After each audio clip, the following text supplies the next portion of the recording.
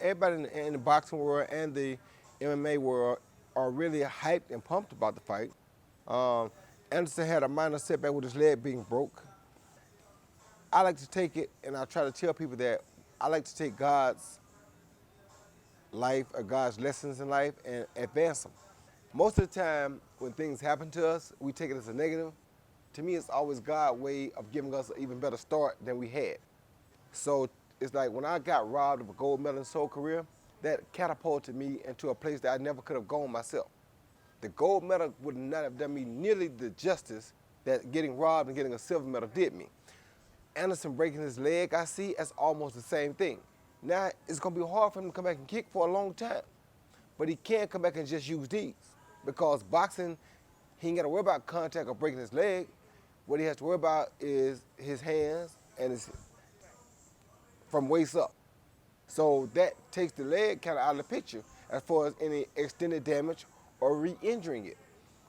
At the same time, it gives him an opportunity to go to work and work on strengthening his leg while not really having to use it as an assault weapon. So everything kind of worked out in the better for him, I think.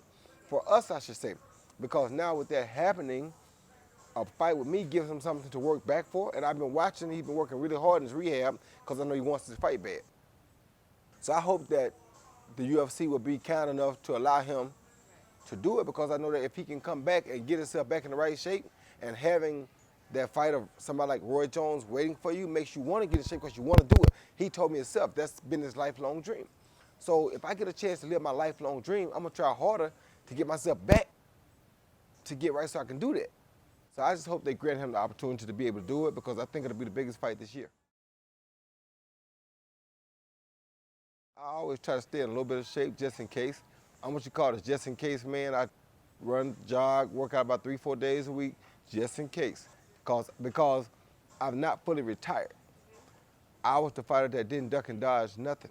I love fighting. I don't duck and dodge nothing. I don't fight for no reason. It's got to make sense or be a point to it for me. But if it is, fighting a legend like Anderson Silva, there's not a better reason to get in the ring. So with something like that, of course I'd do it. There's also been talk about Nick. You know what I mean? I like Nick Diaz as well. He is a good fighter, a great striker. So any of those guys that are really good strikers, bringing the two worlds together is always interesting for me. So I have to hear it all, but Anderson is definitely at the top of that list. If the fight happens, we want to do a boxing match, because I'm not a mixed martial arts guy. I'm not saying that I probably couldn't do it, but that's not what I really want to do right now. He has boxing experience. He learned to box first. I have boxing experience, so we do it as something that both of us can do. And he actually wins a lot of his fights with his slick boxing skills, which makes it so intriguing. So he wants to see how far he's come with picking up things that he's learned from me. He wants to put his skills to the test against the teacher. No better feeling in this world. It'd probably be either a co-promotion with Square Ring and the UFC, or if they allow him to come out, then Square Ring will probably just promote it with Square Ring. It's partially my company. We like to do all kind of things. We have done amphibian cards where we had boxing and MMA on the same night. It was a wonderful situation. I love it. I love any type of fighting. I respect anybody that does any type of fighting. So for me, it's not a problem. I'm not a greedy guy. I will work with anybody. I just like to see things get done. And I like to do things that are different. That's why I was the first guy to ever turn professional as a junior middleweight and win the heavyweight title, because I love doing things differently. So, and I love them for that. And like I said, my thing is, it's not being done as a knock at either sport. Being done as a collaboration of two legends getting together and making a tremendous event. Yes, I have spoken to Dana about this. Dana says he has a meeting with Anderson Silva on Wednesday, and they should be contacting me after Wednesday to figure out what's our next step in moving forward in this process. The chances of this coming to fruition are very, very good. Actually, the ball lies in the court of the UFC right now. If they go ahead and allow this man to come out and either do it, or they come in and say, okay, we'll participate and do it with you guys. We'll co-promote and do it. Let's do it on the UFC co-promotion, on the way they've been doing their fights on their pay-per-view situation. I mean, I'm not against nothing. I'm all for the fans. The fans want fights. I'm the best at boxing. I'm not trying to give them something that I'm not good at. I'm the best at boxing. They have guys that are good at boxing. Their guys are good at everything. So if a guy can be good enough as a boxer like Anderson, have his quick hands, and he's southpaw, and he's taller than me, all the things I would dislike in a fighter, it would make for a great fight. Like I said, I don't want nobody to look at this as, oh, it's boxing versus UFC. It is in a sense, but that's not what it's about. It's about legend, sharing the ring with legend. Big things happen when legends get in the ring with legends. Forget about the two sports. Both sports are, to me, very good sports because fighting is the best way to prove who you really are or you prove your character. When I say that, you get a lot of people that sit back at home and text bad messages to people or write bad things about people. Well, these people never went face to face with another man in their life, so they mean nothing to me. What means something to me is when you go face to face with another man, that tells me who you really are because you respect that person as well as you respect yourself.